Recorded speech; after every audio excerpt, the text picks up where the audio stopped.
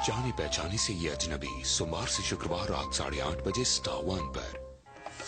के प्रायोजक हैं iBibo.com, वाई प्लेयर के लिए प्रायोजक मैकडॉनल्ड्स का हैप्पी प्राइस मेन्यू, नया सफोला अराइव।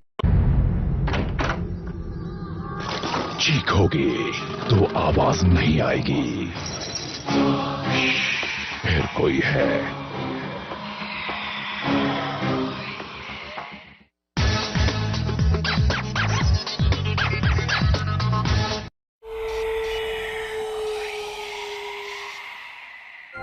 जब हमने भानु प्रताप सिंह को इस विषय में बताया तो वो जब हमने भानु प्रताप सिंह को इस विषय में बताया, यदि वनराज उस समय उनके सामने खड़ा कांप उठे तो उसका वध, यदि वनराज उस समय उनके सामने खड़ा होता वो उसका वध उसी समय हो जाता। अब आप अधिक मत सोचिए सिंह जी,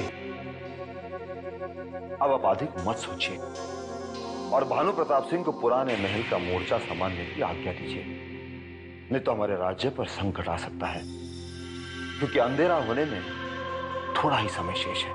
ठीक है, यदि आप सबके समान विचार हैं तो हम आपको आज्ञा देते हैं नागराज जी,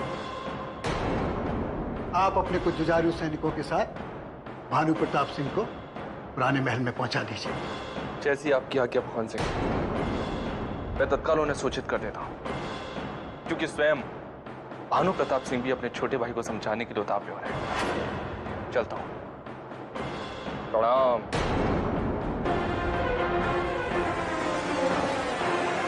वनराज अपने वश में नहीं रहता, बस जैसे ही अमावस की रात का प्रकोप वनराज के ऊपर प्रारंभ हो जाएगा, वो अपने सब रिश्ते नातों को भूल जाएगा और भानु प्रताप सिंह पर एक शत्रु की तरह टूट पड़ेगा।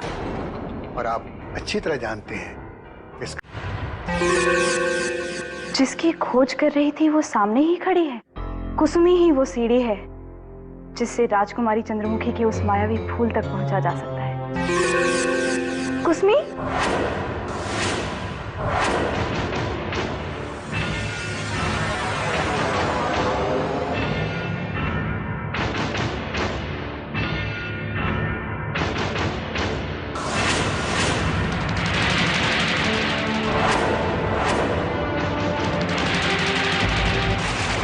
मैं तुमसे ही मिलने आई थी कुसुमी, और महल में आते ही तुमसे भेंट भी हो गई। हम भी तुम्हें सदा ही याद करते हैं महाश्वेता, किंतु क्या करें, महल के काम ही इतने हैं कि उसी में सारा समय निकल जाता है।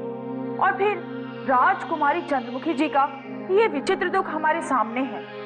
वो कारागार में ना जाने कौन सी युवती है जो स्वयं को इतने दिनों से राजकुमारी चंद्रमुखी बताती है। मैं तुम्हारे दुख को समझ सकती हूँ कुसुमी, एक तुम ही तो थी जो